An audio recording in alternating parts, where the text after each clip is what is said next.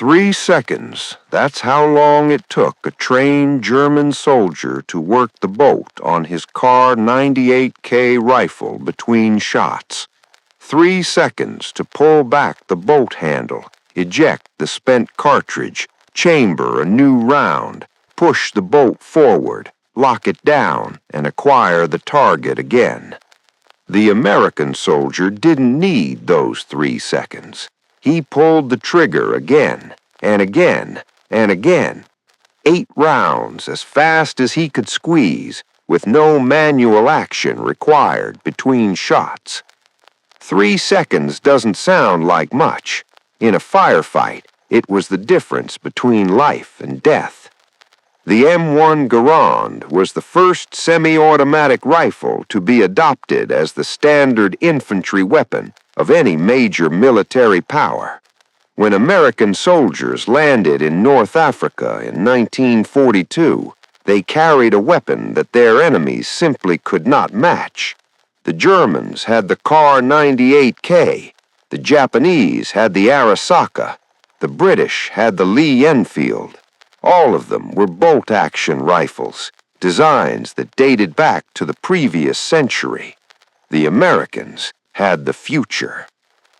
This is the story of the M1 Garand, the rifle that General George S. Patton called the greatest battle implement ever devised, the weapon that gave every American infantryman the firepower of 2 or 3 enemy soldiers, the technological advantage that helped win World War II. And it almost didn't happen. John Garand was born in Quebec, Canada, on New Year's Day, 1888. His family moved to Connecticut when he was a boy, and he grew up in the machine shops of New England, learning the trades that would define his life. He was a machinist, a tool maker, a man who understood metal the way a sculptor understands clay. By 1917, Garand was working for the United States government, designing machine guns at the Bureau of Standards. The Great War was raging in Europe, and the American military was desperate for weapons. Garand showed a natural talent for firearms design, and after the war, he was transferred to Springfield Armory in Massachusetts, the heart of American military weapons development. The Army had a problem. The standard American infantry rifle was the M1903 Springfield, a bolt-action weapon that was accurate and reliable, but slow to fire. Military theorists had recognized for decades that a semi-automatic rifle would give infantry a tremendous advantage, but no one had managed to design one that was reliable enough for military service. The challenges were immense. A semi-automatic rifle had to cycle automatically, using the energy from each shot to eject the spent cartridge and load the next round. But it also had to be rugged enough to survive the abuse of combat. Mud, sand, rain, cold, heat. Soldiers aren't gentle with their equipment. Any successful design would have to work perfectly under the worst possible conditions. John Garand spent the next 2 decades of his life solving that problem. The development of the M1 Garand was a long and frustrating process. Garand's first designs used a primer-actuated system, where the pressure from the primer ignition would operate the action. It worked, but it required special ammunition that the Army was reluctant to adopt. He went back to the drawing board. His next design used a gas-operated system. A small port in the barrel would bleed off some of the propellant gases and use them to push a piston, which would cycle the action. It was more complex than the primer system, but it could use standard ammunition. The Army tested Garand's design against competing weapons from other designers. There were failures, modifications, more tests, more failures. The process dragged on for years while the world moved closer to another war. Finally, on January 9, 1936, the United States Army officially adopted the M1 rifle as its standard infantry weapon. John Garand's name would forever be attached to the gun he had spent nearly 20 years perfecting. But adoption was only the beginning. Now the Army had to actually build the rifles, and that was a problem all its own. The M1 Garand was a complicated weapon. It had dozens of precision machined parts that had to fit together with exacting tolerances. The gas system was particularly demanding. If the gas port was too small, the action wouldn't cycle. If it was too large, the rifle would batter itself to pieces. Springfield Armory struggled to ramp up production. In 1937, they produced only about 400 rifles. In 1938, about 7,000. By 1940, with war clearly on the horizon, production had increased to roughly 50,000 per year. It still wasn't enough. When the United States entered the war after Pearl Harbor, the Army needed millions of rifles. Springfield Armory alone couldn't meet that demand. The government brought in Winchester Repeating Arms Company as a second manufacturer. Together, the two plants would eventually produce over 4 million M1 Garands before the war ended. The production achievement was remarkable. Each rifle required over 70 separate manufacturing operations. The tolerances were measured in thousandths of an inch. And yet American industry delivered millions of these precision weapons, each one identical to the last, each one ready for combat. This was the American industrial miracle at its finest. The same nation that had invented mass production was now mass producing the most advanced infantry rifle in the world. Germany and Japan, for all their military prowess, simply couldn't match this combination of technological innovation and manufacturing capacity. By 1943, every American infantryman carried an M1 Garand, every single one. The United States was the only nation that could make that claim, and the difference on the battlefield was about to become very clear. To understand why the M1 Garand was so dominant, you need to understand its competition, and the primary competition was the German carabiner 98 Kurz, better known as the Kar98k. The Ka-98k was not a bad rifle. In many ways, it was an excellent weapon. It was based on the Mauser action, perhaps the most successful bolt-action design ever created. It was accurate. It was reliable. It had been refined over decades of military service. The Ka-98k fired a 7.92 by 57 millimeter cartridge, a powerful round with excellent ballistics. A skilled shooter could hit targets at ranges exceeding 500 meters. The bolt action was smooth and fast in trained hands. German soldiers were drilled extensively in rapid-fire techniques, and a good rifleman could fire 15 aimed shots per minute. 15 shots per minute. That was the maximum rate of fire for a bolt-action rifle in combat conditions. You couldn't go faster without sacrificing accuracy, and an inaccurate shot was a wasted shot.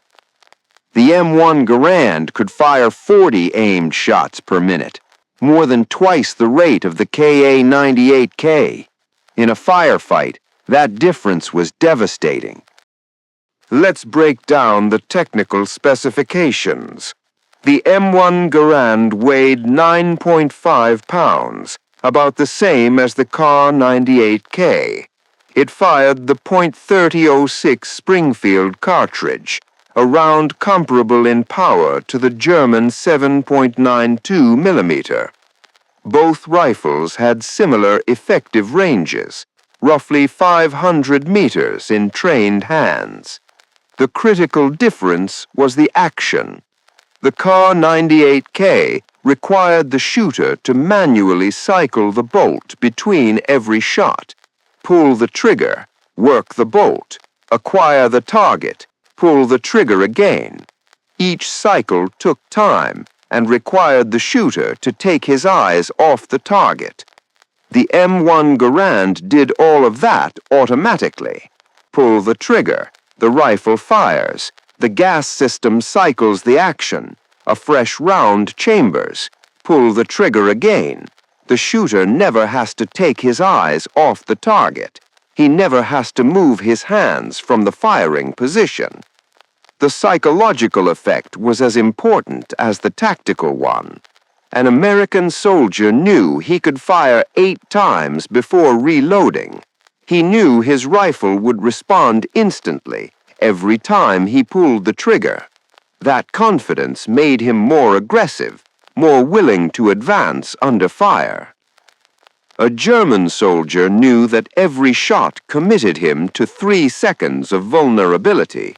He had to make each shot count, because while he was working his bolt, the American was still shooting. That knowledge made him more cautious, more defensive. There's a myth that persists about the M1 Garand. The story goes that the rifle's N-block clip created a tactical disadvantage. When the last round was fired, the clip would eject with a distinctive ping sound, supposedly alerting enemies that the rifle was empty. The reality was very different. In the chaos of combat, with explosions and gunfire all around, nobody could hear a small metallic ping from an individual rifle. Veterans who actually fought with the M1 Garand universally dismiss this myth as Hollywood nonsense. What the veterans remember is the speed, the sheer overwhelming volume of fire that American infantry could produce. We just kept shooting, one veteran recalled. The Germans couldn't believe how much lead we were putting out. They thought we had machine guns in every position. That's the real story of the M1 Garand, not the ping, the firepower. The Germans knew they had a problem. Their intelligence reports from North Africa and Italy made it clear that American infantry possessed a significant firepower advantage. Captured M1 Garands were studied extensively. German engineers tried to understand how the Americans had solved the reliability problems that had plagued semi-automatic rifle development. Germany had its own semi-automatic rifle, the Gewehr 43. It was a decent weapon, heavily influenced by the Soviet SVT-40.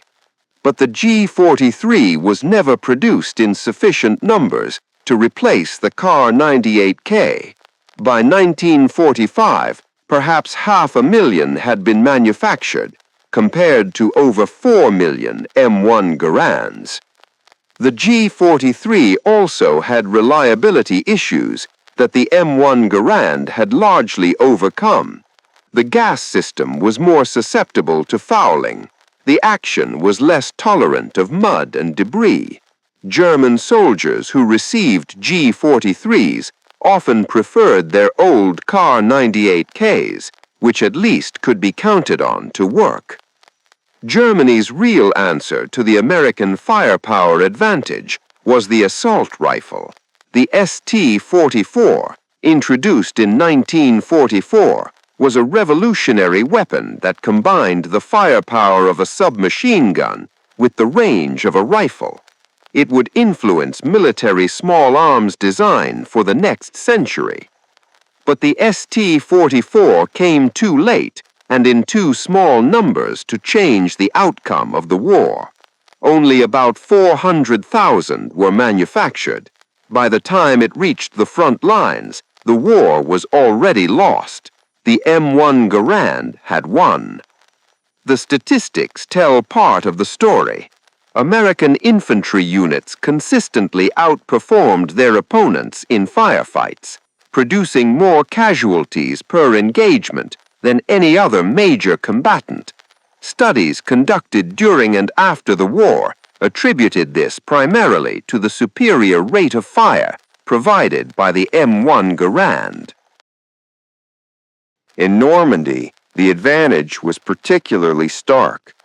The hedgerow country of northern France was perfect terrain for infantry combat. Short engagement ranges, limited visibility, quick, violent firefights at close quarters. German defenders would set up ambush positions in the hedgerows, waiting for American units to approach. When the firing started, they expected to cut down the attackers before they could react. That had worked against the French in 1940. It had worked against the British in countless engagements. It didn't work against the Americans. Instead of being pinned down by the initial volley, American infantry immediately returned massive volumes of fire. The Germans found themselves suppressed by riflemen, unable to work their bolts fast enough to keep up with the incoming rounds. "We couldn't understand it," one German prisoner told his interrogators. "Every American soldier seemed to have an automatic weapon. We knew they had machine guns and submachine guns, but even their riflemen were firing like they had machine guns. It was demoralizing." That demoralizing effect was real and measurable. German units facing American infantry showed higher rates of surrender than those facing other Allied forces. The sheer volume of fire broke their will to resist. The M1 Garand proved equally effective in the Pacific, though the conditions were very different. The jungle fighting on Guadalcanal, New Guinea, and the Philippines presented unique challenges. Dense vegetation limited engagement ranges. High humidity caused rust and corrosion. The terrain made supply and maintenance difficult. The Japanese infantry rifle was the Arisaka Type 99, another bolt-action weapon derived from the Mauser design. It was lighter than the Kar98k and fired a smaller 7.7 millimeter cartridge, but operationally it had the same limitations. A Japanese soldier could fire perhaps 15 aimed shots per minute. An American could fire 40. Japanese infantry tactics emphasized infiltration and close combat. They would creep through the jungle at night, then launch sudden attacks at dawn, overwhelming their enemies before they could react. These tactics had worked devastatingly well against Chinese, British, and Dutch forces in the early years of the war.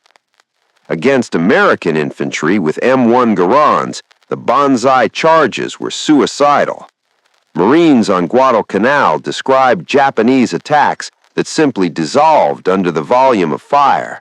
Waves of soldiers would charge screaming out of the jungle and be cut down before they could reach the American lines.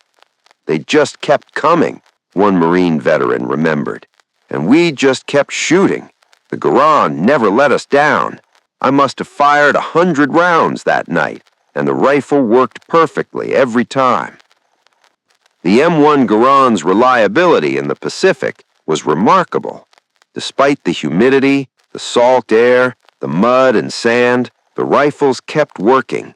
Soldiers cleaned them obsessively, and John Garand's design tolerated the abuse.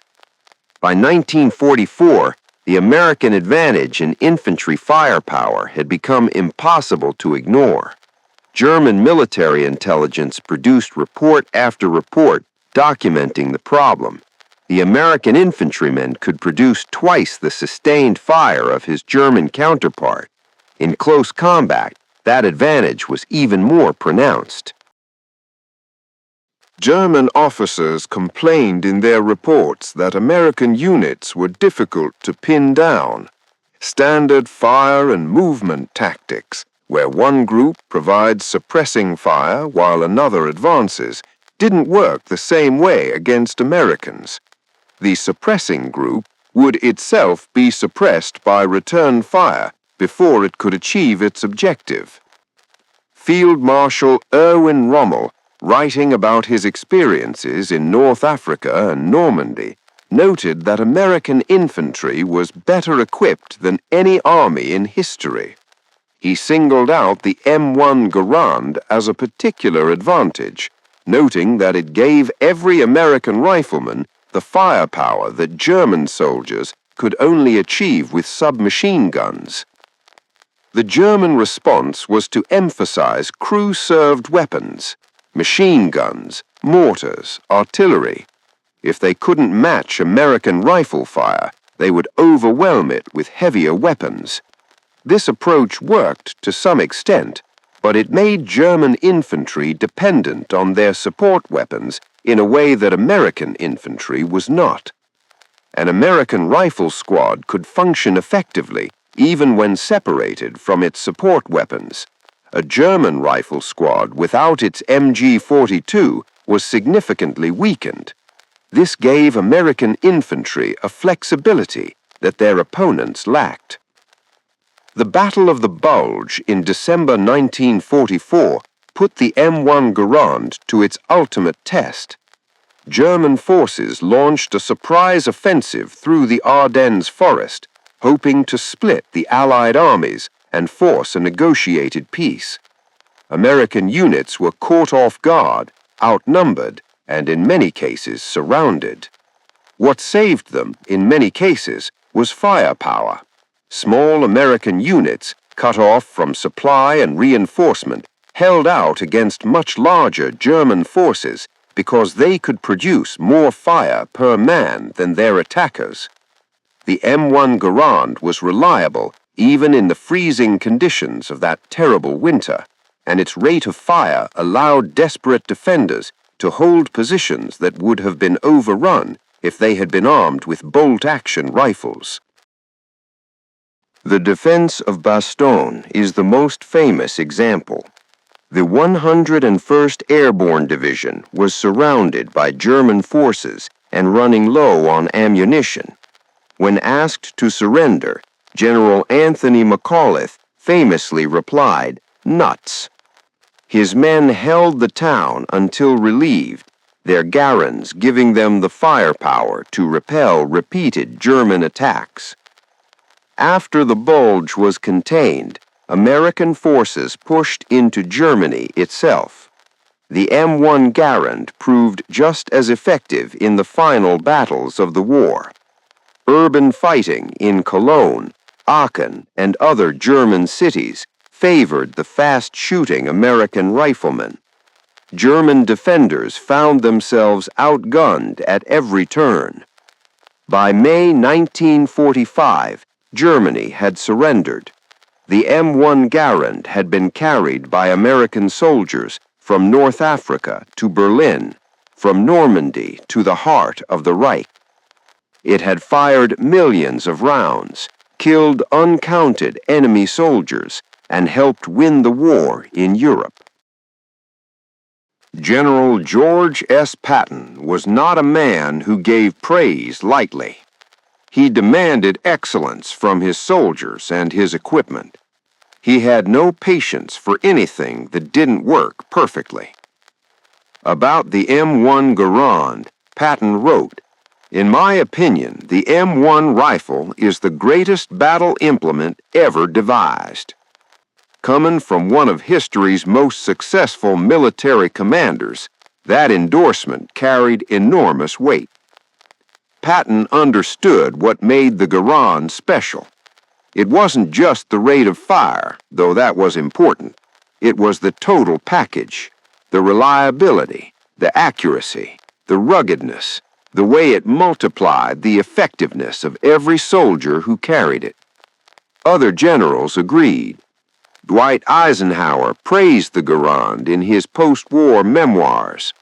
Omar Bradley called it the finest infantry weapon of the war. Douglas MacArthur ensured that Pacific forces were equipped with Garands as quickly as they became available. The soldiers themselves were even more enthusiastic. Unlike many military weapons, which are often cursed by the men who have to carry and maintain them, the M1 Garand was genuinely loved by its users. Veterans kept their Garands after the war, passed them down to their children, took them hunting and to shooting ranges for decades. That affection was earned. The M1 Garand had kept its promises. It had fired when it was supposed to fire. It had protected the men who carried it. It had brought them home. The M1 Garand service didn't end with World War II. It remained the standard American infantry rifle through the Korean War, where it again proved its superiority over enemy bolt-action weapons. American soldiers in Korea faced Chinese and North Korean troops armed with a mixture of Japanese Arasakas, Soviet Mosin Nagants, and various other bolt-action rifles. The firepower advantage was just as decisive as it had been against the Germans. The Garand was finally replaced in the early 1960s by the M14 rifle, which was essentially an improved Garand with selective fire capability and a 20-round magazine. The M14, in turn, was largely replaced by the M16 during the Vietnam War. But the M14 remained in service in specialized roles, and even today, some military snipers use rifles based on the M14 action. The Garand's influence extended far beyond American military service. After World War II, the United States provided M1 Garands to allied nations around the world. Italy, Japan, West Germany, South Korea, the Philippines, and dozens of other countries equipped their forces with American-made Garands. Some of these rifles remain in military service to this day. More importantly, the Garand proved the concept of the semi-automatic infantry rifle. Every major military in the world eventually adopted semi-automatic or fully automatic weapons as their standard infantry weapons. The bolt-action rifle, which had dominated infantry combat for over half a century, became obsolete. John Garand had changed military small arms forever. John Garand himself received remarkably little recognition for his achievement. As a government employee, he was not entitled to royalties on his design. Despite creating one of the most influential weapons in history, he never became wealthy. He continued working at Springfield Armory until his retirement in 1953, improving his design and training others in its production. Congress considered awarding Garand a special payment in recognition of his contribution to the war effort. A bill was introduced that would have given him $100,000, a substantial sum in the 1950s. The bill passed the House, but was never brought to a vote in the Senate. John Garand died in 1974 without ever receiving that payment. His legacy, however, was secure. The rifle that bore his name had helped win the greatest war in human history. Millions of American soldiers had carried it into battle. Countless lives had been saved by its reliability and firepower. Today, the M1 Garand is a cherished collector's item. Original military rifles sell for thousands of dollars. The civilian marksmanship program continues to sell surplus Garands to American citizens, as it has since the program's founding. Shooting clubs devoted specifically to the Garand flourish across the country. At any given weekend, somewhere in America, veterans and their descendants are taking M1 Garands to the range, firing the same rifles their fathers and grandfathers carried in combat. The distinctive ping of the ejected clip echoes across shooting ranges from coast to coast, a reminder of a weapon that changed history. The M1 Garand versus the Kar98k wasn't a close contest. On paper, the two rifles looked similar. Both were accurate. Both were reliable. Both fired powerful cartridges capable of killing at long range. The difference was 3 seconds. 3 seconds between shots for the German. 0 seconds for the American. 3 seconds that added up, firefight after firefight, battle after battle, until they became the margin of victory. Technology won wars in World War II. The atomic bomb, radar, jet aircraft. These were the headline-grabbing innovations that captured public attention. But in the mud and blood of infantry combat, where wars are ultimately won and lost, the technology that mattered most was a semi-automatic rifle designed by a quiet Canadian immigrant in a government arsenal in Massachusetts. The M1 Garand gave every American soldier an advantage that no amount of training or courage could overcome. German soldiers could be braver, they could be better trained, they could be more experienced. None of that mattered when they were outgunned 2-to-1 by riflemen who could fire twice as fast. Patton was right. It was the greatest battle implement ever devised. Not because it was the most powerful weapon, or the most accurate, or the most sophisticated, because it was the weapon that every American soldier could carry every day into every battle and know that it would give him an edge. 3 seconds, that's all it was. 3 seconds that changed the course of history. 3 seconds that helped win the war.